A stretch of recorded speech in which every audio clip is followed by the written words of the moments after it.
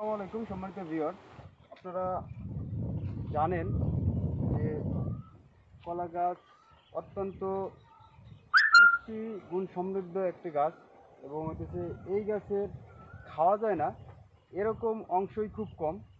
ইতিমধ্যে আপনারা অনেকবার দেখছেন যে কলা গাছ থেকে আমি কলা সংগ্রহ করেছি, কলার মোচা সংগ্রহ করেছি।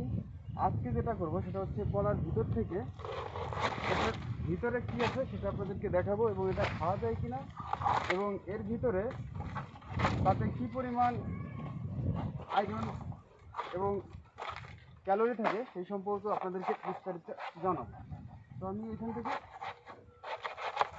এটা কেটে নিলাম। এখন এইটা আমি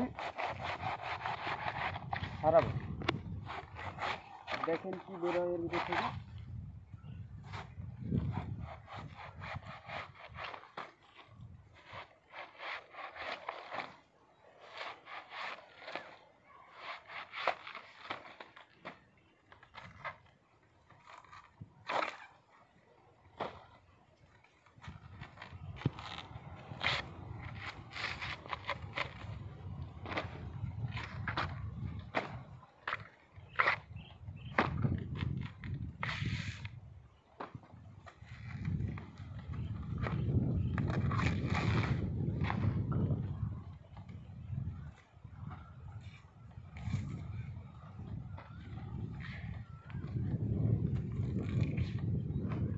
তো দেখেন সম্মানিত ভিউয়ার, এটাই হচ্ছে কলার থোর।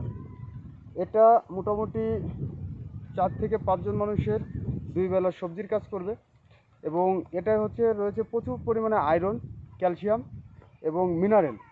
এটা হচ্ছে বিশেষ করে যারা প্রেগন্যান্সি অবস্থায় থাকে তাদের জন্য খুব ভালো পুষ্টিকর খাবার এবং এটা হচ্ছে যাদের ক্যালসিয়ামের স্বল্পতা রয়েছে, বিভিন্ন ধরনের ব্যথা বিষে আক্রান্ত আছে, তারাও এটা খেতে পারেন এবং এটা হচ্ছে এমন একটা সবজি, এই সবজিটা আপনারা সচরাচর পাবেন না।